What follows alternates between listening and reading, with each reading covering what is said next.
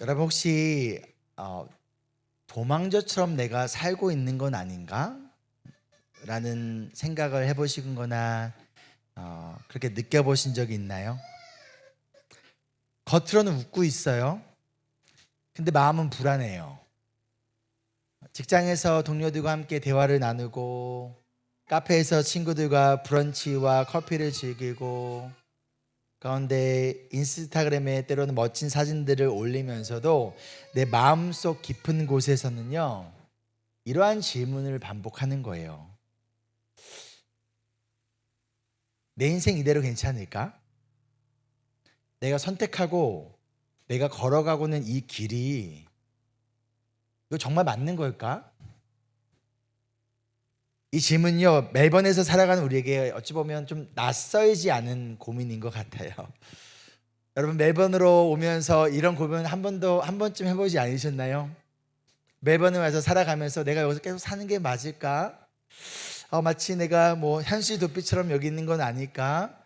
아니면 더 늦기 전에 한국으로 뉴질랜드로 어딘가로 가야 되는 건 아닐까?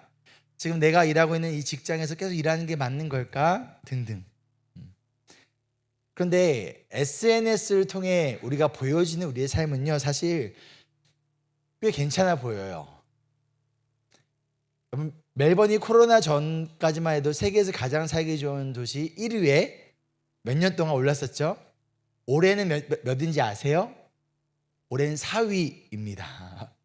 그런 세계에서 가장 살기 좋은 도시 중 하나인 멜번에서 살아가며 영어로 공부하고 영어로 일하며 또한 좋은 직장에서 커리어를 쌓고 분위기 좋은 카페에서 그리고 비치에서 여유를 즐기는 나의 모습, 그런 여러분들의 모습을 보면서 아마도 한국에 있는 혹은 다른 나라에 살고 있는 여러분의 친구들과 가족들은요, 여러분들에게 부럽다라고 말할 수도 있어요.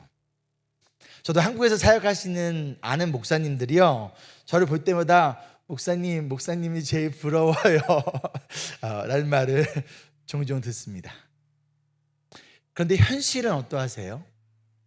직장에 다니는 사람들은 중 대부분이, 많은 사람들이 성과라는 계단 앞에서 한 걸음 한 걸음 그 계단을 힘겹게 올라가며 때로는 압박과 불안 속에서 하루하루를 버팁니다.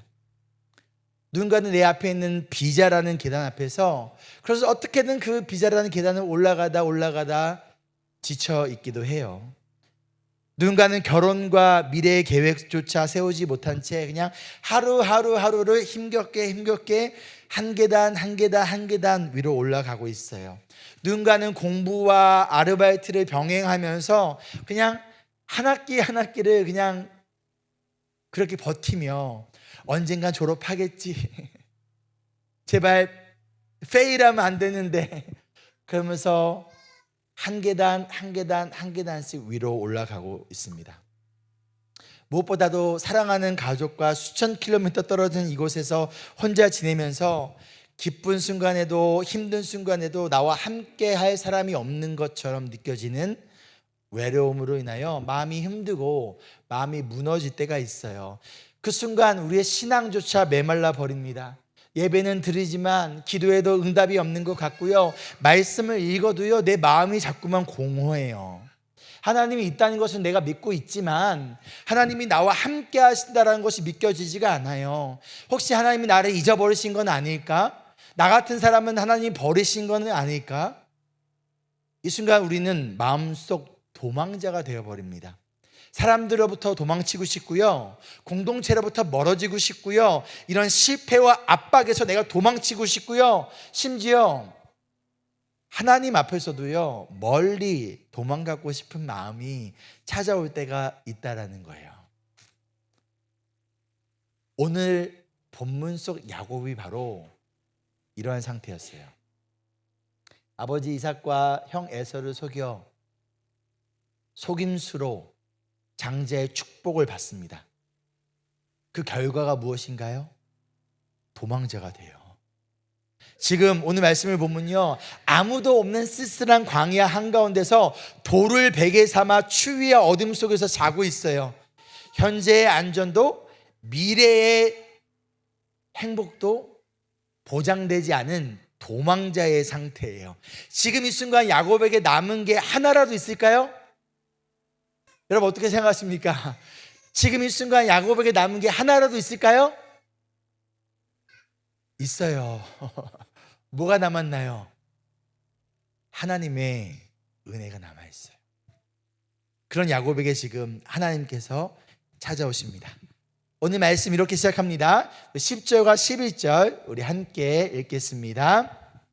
야곱이 브엘세바를 떠나서 하란으로 가다가 어떤 곳에 이르렀을 때에 해가 저물었으므로 거기에서 하룻밤을 지내게 되었다. 그는 돌 하나를 주어서 베개로 삼고 거기에 누워서 자다가 현재 야곱의 인생이 얼마나 비참하고 고립되었는지를 보여주고 있어요. 그래서 히브리어 단어로 떠나다라는 단어가 단순한 이동을 뜻하는 것이 아니라 이것은 쫓겨났다라는 의미를 가지고 있는 거예요. 자신의 선택이 아니라 어쩔 수 없이 나는 떠나고 싶지 않은데 떠날 수밖에 없었던 상황이라는 것이죠. 지금 야곱은요, 인간적으로도 영적으로도 철저히 버려진 것처럼 보여요. 축복을 받았잖아요. 그렇죠? 장자의 축복을 받았어요. 근데 겉으로 보이기에는요, 어떠한 축복도 받은 사람처럼 보이지 않아요. 오히려 저주받은 사람처럼 보여요. 돌을 베개로 삼고 잤다라고 얘기하고 있죠. 돌베개가 목 척추에 좋나요? 이 고대 근동 문화에서 이 돌베개는요, 보호받지 못하는 나그네를 상징을 해요. 그래서 길거리에서 잠을 자다가 누군가가 나를 공격하려고 하면 무엇으로 나를 지켜야 돼요? 이 돌베개인 거예요. 이걸로 상대방을 나를 공격하는 사람들로부터 던지거나 아니면 그거를 무기 삼아 나를 지킬 수밖에 없는 철저히 외롭고 고립된 나그네의 상태, 집도 가족도 미래도 없이 떠도는 도망자의 신세를 보여주고 있다는 거예요. 축복을 받았잖아요. 근데 그의 현실은요, 너무나 초라해요. 하나님이 약속하셨던 그 약속과 지금 현재 나의 모습과의 이 사이가, 이 간극이 너무 큰 것 같아요. 혹시 우리의 삶도 비슷하진 않나요? 성경은 우리한테 뭐라고 얘기해요? 우리 하나님의 자녀래요. 하나님은 우리를 사랑하신대요. 전능하신 하나님은 우리의 인생을 붙들고 가신대요. 그리고 하나님은 우리 절대 포기하지 않으신대요. 근데 그 하나님의 약속의 말씀과 현재 나의 현실은요, 일치가 되지 않는 것처럼 느껴져요. 나의 현실은 불안해요, 외로워요, 실패감으로 가득해요. 인정받지 못하고 관계는 삐걱거리고 미래는 안개 속을 걷는 것 같아요. 이 하나님의 약속하신 말씀과 나의 현재의 이 삶의 이 간극 속에서 우리는 이렇게 질문해요. 아니, 내가 정말 하나님의 자녀이고 그 하나님이 나의 인생을 정말 붙드신다는데, 그 하나님이 전능하신 하나님이시라는데 왜 지금의 나는 이렇게 마치 도망자처럼 살아가고 있지? 이 도망자 같은 현실 가운데 여러분 어떠한 마음이 드십니까? 근데 오늘 말씀에서 우리에게 무엇을 알려주고 있냐? 바로 그 도망자의 그 자리에 하나님이 찾아와 주신다는 거예요. 그 자리에서 하나님께서 만나 주신다는 거예요. 스스로 내가 의지하고 있던 것들을 다 내려놓고 아무것도 의지할 수 없는 그 순간, 오직 하나님만을 의지할 수밖에 없도록 하나님께서 그 자리로 이끄시고 있다는 거예요. 야곱이 홀로 돌베개를 베고 잠든 그 광야가 그랬듯, 때로는 우리의 인생에 찾아오는 도망자와 같은 삶 속에, 광야와 같은 그 순간에 바로 그 자리에 하나님은요, 우리를 찾아와 주시고 우리를 만나기 원하시고 우리에게 은혜 주시기를 원하신다라는 것이죠. 이어지는 12절 말씀을 보면요, 야곱이 꿈을 꿉니다. 아마도 내 인생이 어떻게 될까 불안과 두려움 가운데 잠을 뒤척이다가 잠이 들었을 것 같아요. 그때 하나님께서는요, 야곱에게 꿈을 통하여 환상을 보여주시는데, 땅에서 하늘까지 닿는 층계, 즉 계단인 거죠. 계단을 보여주세요. 그리고 그 계단 위로 하나님의 천사들이 오르락 내리락 하고 있어요.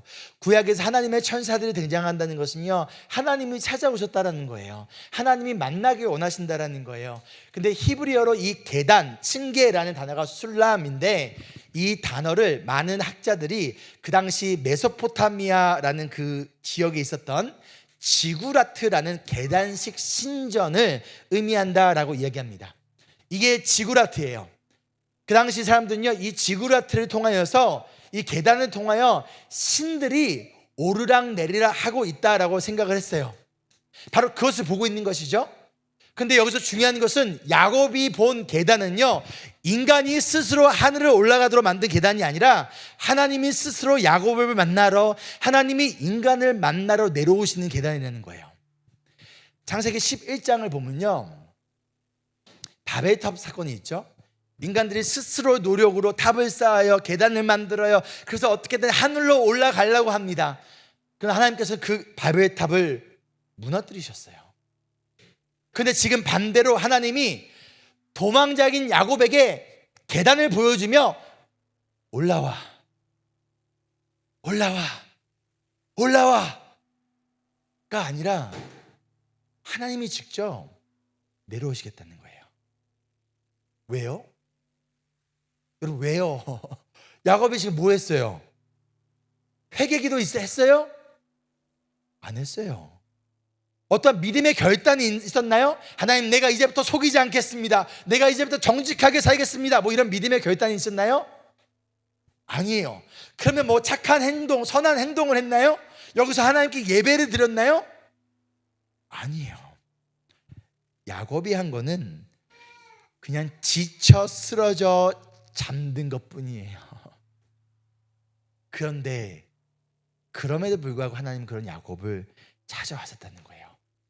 이것이 바로 은혜라는 거예요. 하나님은요, 우리가 준비되었을 때 찾아오시는 것이 아니라, 우리가 뭔가 준비되었을 때 하나님의 은혜를 베푸시는 분이 아니라, 우리가 무너졌을 때, 내 힘으로 아무것도 할 수 없는 그 순간 하나님은 우리를 찾아오세요. 우리 보고 스스로 계단을 올라와라 말씀하신 것이 아니라, 계단을 올라갈 수는 아무런 힘도 능력도 없는 나의 상태 가운데 하나님이 직접 그 계단을 내려오신다라는 것이죠. 그리고 하나님께서 야곱에게 뭐라고 말씀하셨을까요? 야곱아, 이제 깨달았니? 너가 얼마나 잘못했는지 깨달았니? 너가 얼마나 나의 약속을 신뢰하지 못했는지 깨달았니? 그렇게 아버지를 속일 수 있니? 어떻게 형을 속일 수 있니? 야곱아, 이제 정신 좀 차렸어? 이제 다시 시작할 수 있겠지? 가 아니었어요. 하나님은 야곱이 저지른 죄와 잘못이 무엇인지를 말씀하시는 것이 아니라 야곱에게 약속을 주세요. 그것도 하나가 아니라 무려 4가지의 약속을 주시는데, 먼저 13절 우리 함께 읽겠습니다. 께서 그 층계 위에 서서 말씀하셨다. 나는 주 너의 할아버지 아브라함을 보살펴준 하나님이요 너의 아버지 이삭을 보살펴준 하나님이다. 내가 지금 누워있는 이 땅을 내가 너와 너의 자손에게 주겠다. 하나님이 이러한 야곱에게 주셨던 첫 번째 약속은요, 땅입니다. 땅. 너가 지금 누워있는 이 땅을 내가 너와 내 자손에게 주겠다라고 땅을 약속하세요. 그런데 야곱의 현실은 뭐죠? 땅이 있어요? 땅도 없어요.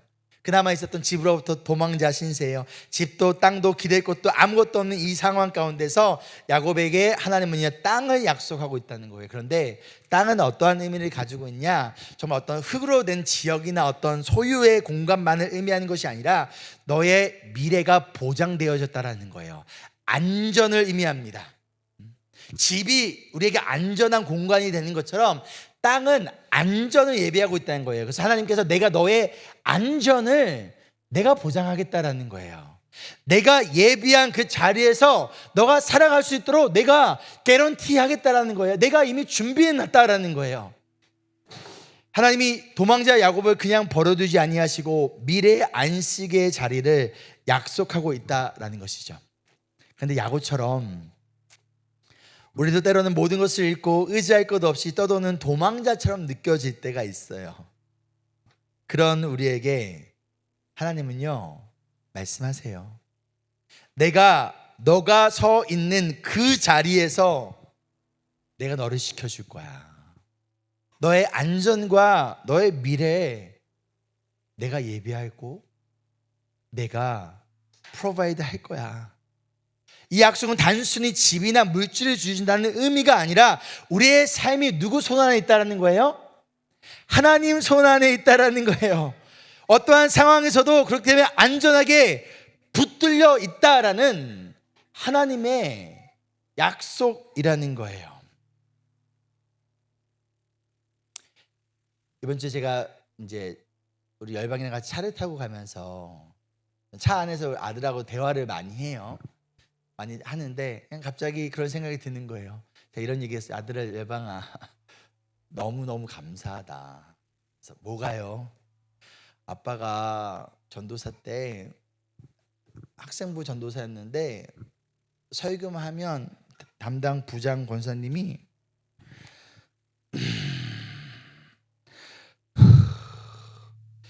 주여 수요예배 찬양 인도를 부교육자들한테 맡겼거든요.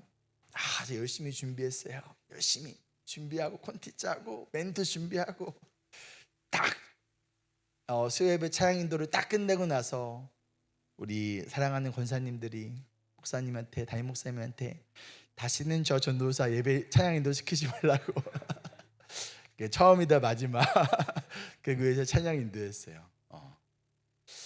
저는요 진짜 내가 졸업하면 신학교를 졸업하면 누가 나를 풀타임으로 고용해 줄까 저는 그런 불안감이 있었어요. 그래서 자꾸만 내가 다른 일을 하면서 사역을 할 생각을 했어요. 그 이유가 다른 이유 때문이 아니라 아무도 나를 고용해 주지 않을 거라는 불안감 때문에. 제가 이 얘기를 하니까 열방이가 저한테 그러더라고요. 아 그래서 아빠 개척했구나. 사랑하는 여러분, 무엇이 우리를 두렵게 합니까? 지금 이 순간 미래가 보이지 않습니까? 지금 이 순간 어떻게 걸어가야 될지 어떻게 살아가야지 모릅니까? 그렇다면 지금 그 자리에서 하나님을 의지하시라는 거예요. 하나님께서 우리에게 약속하고 있다는 거예요. 너의 미래에 내가 이끌어가고 있어. 너의 능력으로 너의 힘으로 살아가는 거 아니야. 하나님은 도망자였던 야곱을 포기하지 않으셨듯이 저와 여러분도 포기하지 않으신다라는 거예요. 이어서 두 번째 약속은요 14절을 보면요 너의 자손이 땅의 티끌처럼 많아질 것이다 라고 말씀하세요. 즉 자손을 약속하고 있어요. 야곱의 현실은 뭐죠? 혼자 있는 상황이에요. 곁에 가족도 없어요. 친구도 없어요. 당연히 여자친구도 없겠죠. 나 혼자 있고 앞으로 내가 먹고 살 수 있을지 미래가 보장되어지지 않은 그 막막한 상황 가운데서 하나님은요 뜬금없이 자손을 약속하고 있다는 거예요.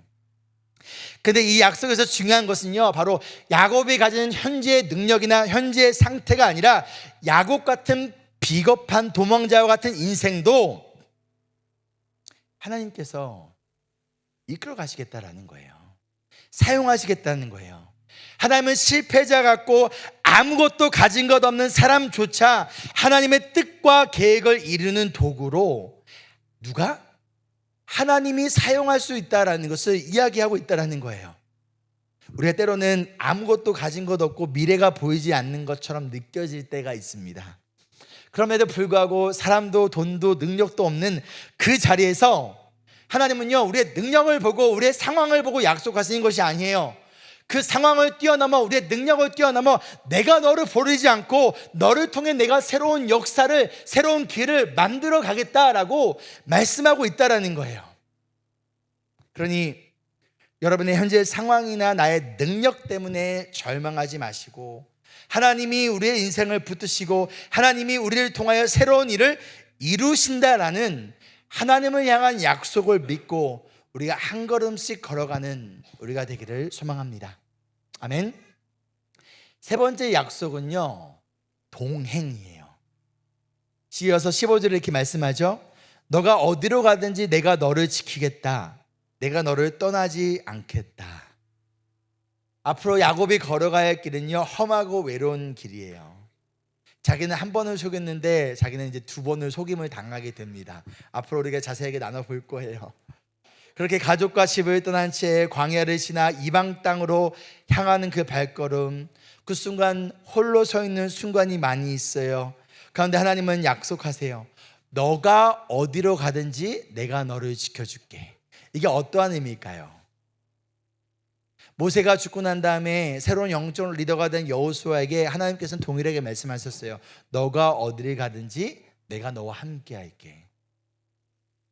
다윗도 동일하게 이야기합니다. 선한 목자 되시니 주님은 나의 목자시니 내게 두려움 없어라.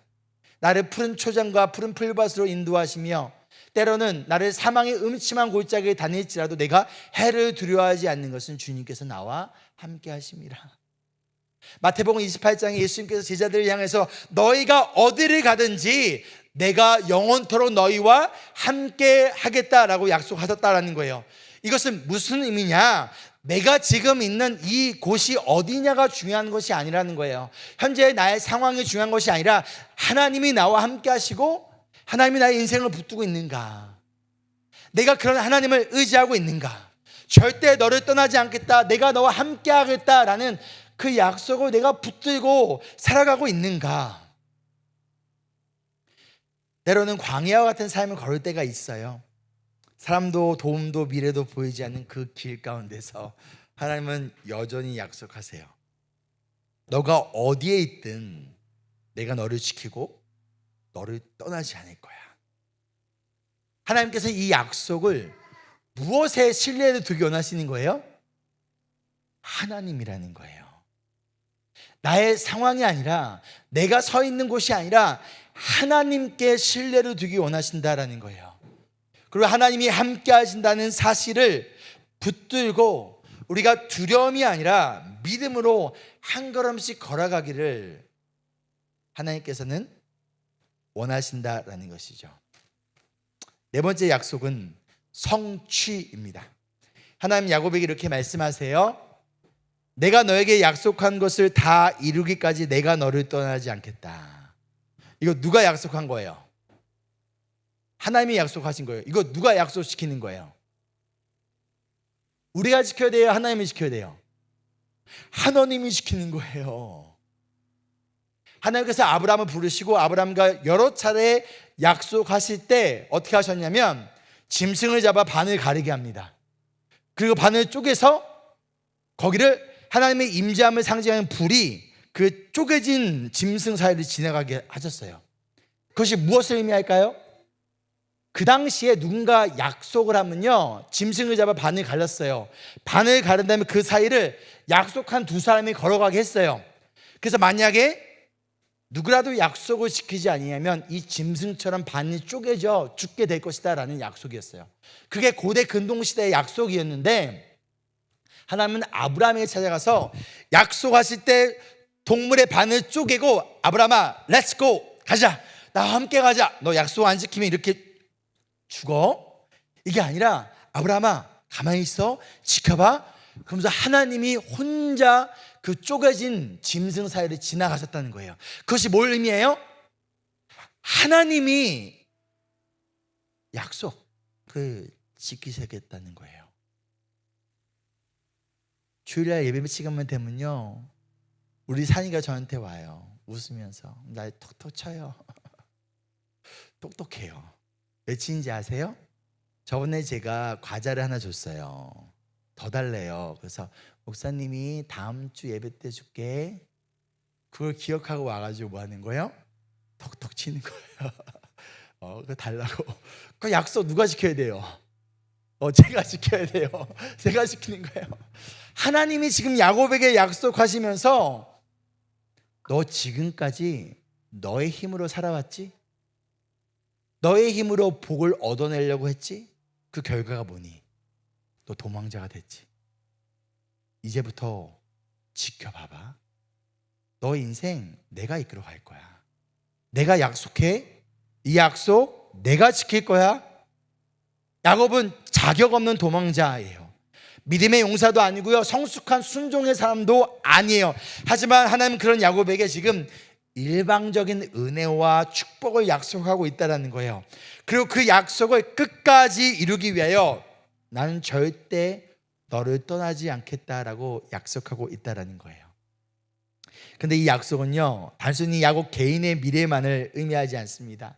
이 약속은 앞으로 오신 메시아, 그 예수 그리스도를 통한 구속의 성취를 가리키는 언약이기도 해요.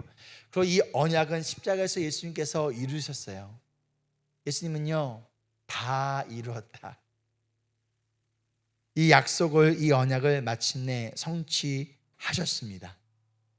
우리의 삶도 마찬가지예요. 하나님이 시작하신 구원의 일과 우리의 삶 속에서 이루실 변화와 회복의 계획은요, 결국 내가 아니라 하나님이 이루시고 하나님이 완성시키실 것이라는 거예요. 우리가 연약하고 도망자 같고 자격 없어 보여도 하나님은 내가 너와 함께하며 내가 시작한 일이니 내가 마칠 것이다 라고 약속하십니다.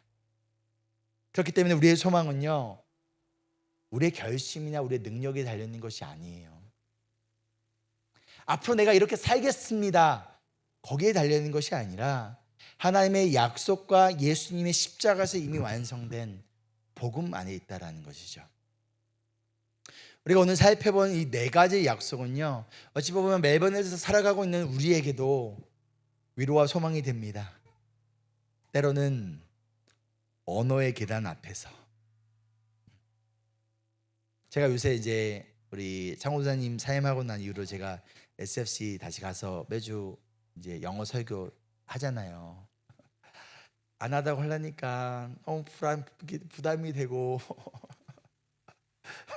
잘 안 되는 거예요. 근데 어저께 딱 세 번째 하고 나니까 어떤 마음이 드냐면, 너무 재밌다. 다음 주 아담 전사님이 할 차례인데 도와주신다고 한 달에 한 번 해주신다고 했거든요. 그냥 내가 한다고 할까? 이렇게 내 앞에 있는 언어의 계단 앞에서, 누군가는 재정의 계단 앞에서, 누군가는 비자의 계단 앞에서, 누군가는 관계의 계단 앞에서, 그것을 한 걸음 한 걸음 내 힘으로 올라가다가 지쳐 넘어졌을 때 우리가 스스로 도망자처럼 느껴질 때가 있다라는 거예요. 그때 하나님이 멀리 계신 것처럼 느껴지기도 합니다. 하지만 하나님은 오늘도 우리에게 이렇게 말씀하세요. 내가 너와 함께하며 내가 약속한 것을 다 이루기까지 내가 너를 떠나지 않겠다. 내가 야곱의 인생은요 뭐였냐면요, 미였어요. 야곱은요, 내가 이룰 거야. 내가 그러기 위해서 팥죽을 가지고 형 에서에게 장자권을 사버리고, 내가 아버지 이삭을 속이고, 내가 미의 삶을 살던 야곱에게 하나님께서 찾아와서 you, me가 아니라 내가, 하나님이 지금 야곱의 인생의 터닝 포인트가 되고 있는 거예요. 내가 스스로 계단을 올라가고, 내가 스스로 성취해내고, 내가 스스로 문제를 해결해야 되고, 내가 스스로 그 복을 얻어내야 되는 그 삶을 살던 야곱에게 하나님께서는 철저하게 낮추시고, 아무것도 없는 도망자와 같은 그 순간 가운데 계단을 보여주시고, 그 계단을 너가 오르는 게 아니라 내가 내려갈게. 내가 너와 함께하고, 내가 약속하고, 내가 너를 떠나지 않아. 즉 야곱의 인생을, 나의 인생을, 나에서 하나님 중심으로 그의 인생의 주권을 지금 하나님께서는 옮기고 계시고 있다는 거예요. 그 동일하게 이 약속은요, 때로는 도망자 같은 우리의 삶을 붙들어주는, 나 중심에 내가 이루고 내가 해결하고 내가 끊임없이 어떻게든 내 눈앞에 있는 그 계단을 올라가야 되는 상황 가운데, 내가 아니라 하나님이 나를 찾아오시고, 내가 아니라 주님께서 약속하시고, 내가 아니라 하나님께서 이루시는구나. 그 약속을 붙들고 오늘도 살아가는 우리 모두가 되기를 소망합니다. 아멘. 야곱의 본 계단은요, 단순한 꿈이 아니라 하나님께서 죄인에게 내려오시는 길을 보여주는 상징이었어요. 이 계단은 인간이 스스로 하늘을 오르기 위한 계단이 아니라 하나님이 인간에게 찾아오시는 은혜의 계단이자 구원의 계단이었어요. 그리고 이 계단의 진짜 실체는 바로 예수 그리스도이십니다. 요한복음 1장 51절에 이렇게 말씀합니다. 함께 읽을게요. 예수께서 그에게 또 말씀하셨다. 내가 진정으로 진정으로 너희에게 말한다. 너희는 하늘이 열리고 하나님의 천사들이 인자 위에 오르락내리락 하는 것을 보게 될 것이다. 인자는 예수님을 가리킵니다. 예수님 위에서 하늘이 열리고 오르락내리락 하는 것을 보게 될 것이다 라고 이야기하고 있어요. 즉 예수님께서 하늘과 땅을 연결하시는 진짜 계단이라는 것을 알려주고 있고, 오늘 야곱이 본 계단은 앞으로 오실 예수 그리스도를 향한 그림자이자 예표의 사건이었어요. 우리가 살아가는 이 세상은요, 우리를 향하여 스스로 올라가라고 합니다. 우리의 도덕적 노력으로, 종교적 열심으로, 때로는 학력과 커리어로, 인간관계 등 물질 등 여러 가지 것들 가운데서 우리는 어떻게든 우리가 스스로 올라가야 하는 이 세상 가운데서 하나님은, 그 복음은 우리에게 이렇게 얘기한다는 거예요. 절대 너 스스로 하늘을 올라갈 수 없다라는 거예요. 우리의 노력으로 하나님과 우리의 관계를 회복시킬 수 없다라는 거예요. 이력서를 아무리 채우고 학위와 경력을 쌓아가도 우리의 죄와 한계는 절대 스스로 하늘 문을 열 수 없다라는 거예요. 우리가 스스로 올라가는 계단은요, 결국 공허와 두려움으로 끝날 수밖에 없다라는 거예요. 그래서 예수님은요, 우리에게 찾아 내려오셨습니다. 하늘에서 땅으로 직접 인간이 되시고 우리의 죄와 고통을 짊어지시며 십자가에서 죽으셨어요. 그 십자가를 통하여서 하늘과 땅을 연결하는 은혜의 계단이, 구원의 계단이 되어 주셨다라는 거예요. 그렇게 우리는 더 이상 스스로 올라가기 위하여 발버둥 치는 삶이 아니라 예수님이 우리의 계단이 되어 주셨기 때문에, 우리 찾아와 주셨기 때문에 우리는 그 예수님을 바라보며 예수님을 의지하며 나아가는 거예요. 그래서 히브리서에서 이렇게 얘기합니다. 우리에게는 하늘로 올라가신 위대한 대제사장이신 하나님의 아들 예수가 계십니다. 그러므로 우리는 담대하게 은혜의 보좌로 나아갑니다. 예수님이 우리의 계단이시기 때문에 우리는 예수님을 의지하며 하나님 앞에 나아갈 수 있다는 거예요. 그 가운데 하나님께서 우리에게 은혜를 주시고 자비를 주시고 때에 따라 우리에게 필요한 도움을 하나님께서 공급하여 주신다는 거예요. 우리의 노력이나 성취를 근거로 하는 것이 아니라, 누구를 통하여 우리는 하나님께 연결될 수 있다? 예수님을 통하여서.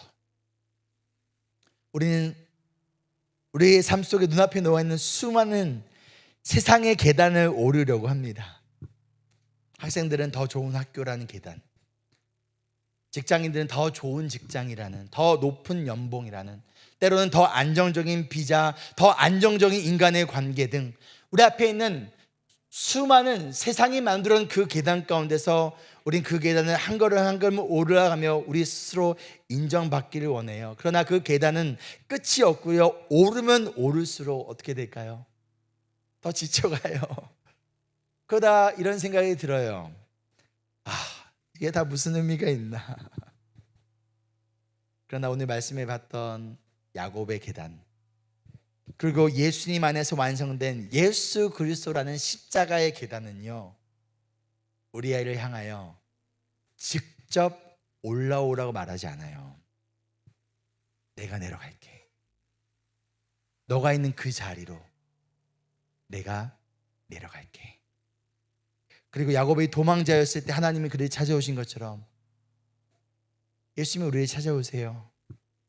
여러분이 있는 그 직장에서, 우리 학생들이 있는 그 학교의 자리에서, 때로는 홀로 집에 있는 나의 그 외로운 방 안에서, 심지어 교회 안에서조차 때로는 우리의 마음이 메말라 있을 때 주님이 우리를 찾아와시고 우리에게 이렇게 말씀하신다는 거예요.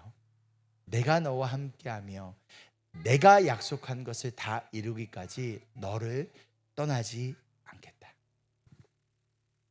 우리가 이 복음을 붙들 때 우리는 세상의 끝없는 경쟁의 계단에서 벗어나 진정한 안식과 소망을 얻을 수 있습니다. 아멘.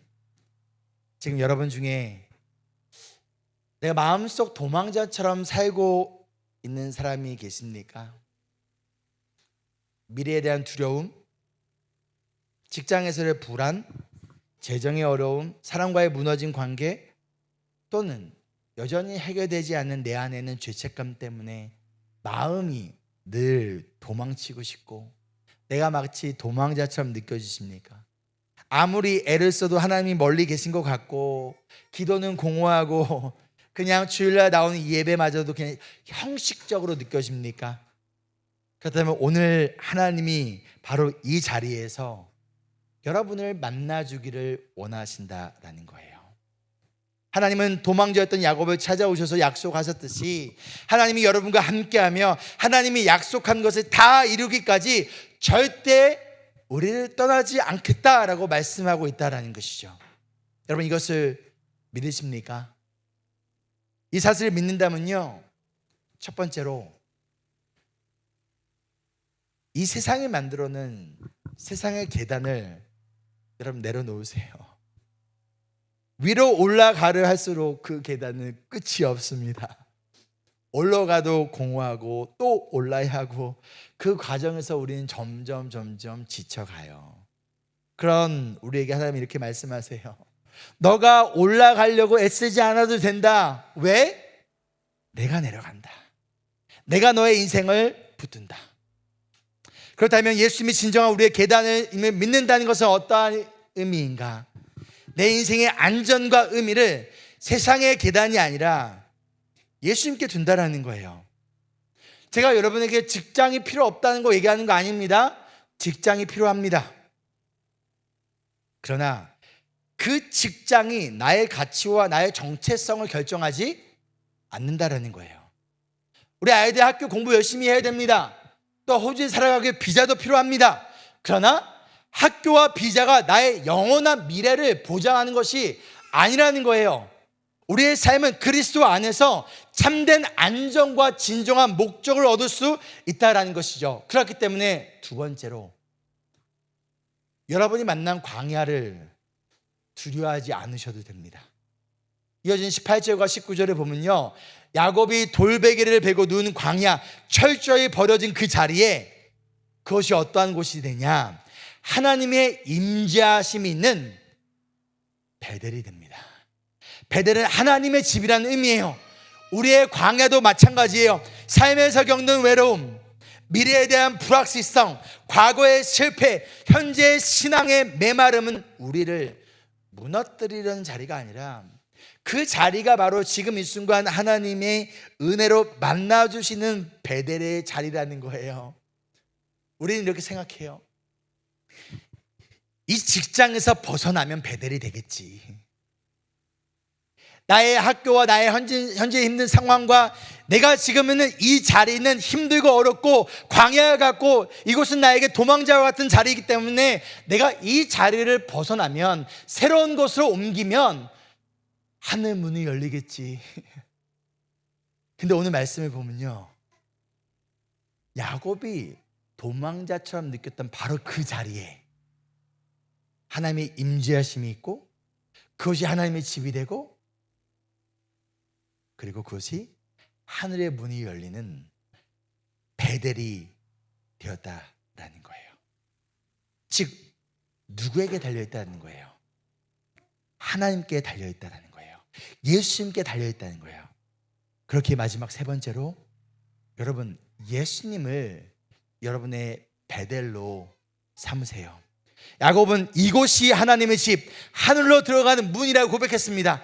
저곳이 아니라는 거예요. 바로 이곳이 하나님의 집이고 이곳이 하늘로 들어가는 문, 베델이라고 고백했듯이 내가 있는 이 자리 가운데 예수님을 통하여 그곳이 베델이 되어질 수 있다는 것이죠. 예수님이 우리와 함께 하시고 그 예수님을 내가 믿고 신뢰하며 그분께 나의 인생을 맡겨드린다면 예수님께서 하늘문을 여시고 그곳이 하나님의 임재하시는 집이 되어지는 것이고 예수님과 함께하는 그 자리가 바로 베델이 되어질 수 있다는 거예요. 여러분 직장에서 회의에 들어가기 전에 여러분 학교나 강의실에 앉기 전에 여러분 이렇게 기도하지 않으시겠습니까? 주님, 오늘도 저와 함께 해주심을 믿습니다. 이 자리가, 이곳이 하나님의 집인 베델이 되게 하여 주세요. 하나님, 오늘도 내가 있는 이 자리에 하늘의 문을 열어주세요. 말씀을 정리하며, 사랑하는 인브레스 여러분, 오늘 말씀은 우리에게 이렇게 말하고 있습니다. 우리 함께 읽어볼까요? 하나님은 도망자였던 야곱을 찾으셨고 오늘도 도망자 같은 우리를 찾아오신다. 우리가 하나님께 찾아가는 것이 아니라 하나님께서 우리를 찾아오신다라는 거예요. 우리가 하늘로 오르는 계단을 스스로 만들고 우리가 그 계단을 올라가야 되는 것이 아니라 하나님이, 예수님이 우리를 찾아 내려오셨다라는 거예요. 우리가 때로는 우리가 하나님을 붙드는 것처럼 보여도 사실은 하나님이 우리를 붙들고 계시다라는 거예요. 이 은혜가, 야곱에게 임했던 은혜가 오늘 이 자리에 있는 우리 모두에게 동일하게 임하기를 축복합니다. 때로는 광야 같은, 때로는 도망자와 같은 삶을 살아가는 것처럼 느껴질 때도 여러분 다른 것을 붙드는 것이 아니라 하나님의 약속의 말씀만을 기억하고 붙들기를 소망합니다. 내가 너와 함께하며 내가 약속한 것을 다 이루어지기까지 나는 너를 떠나지 않겠다. 이 약속이 여러분의 인생을 붙들어주는 소망이 되어주기를 소망합니다.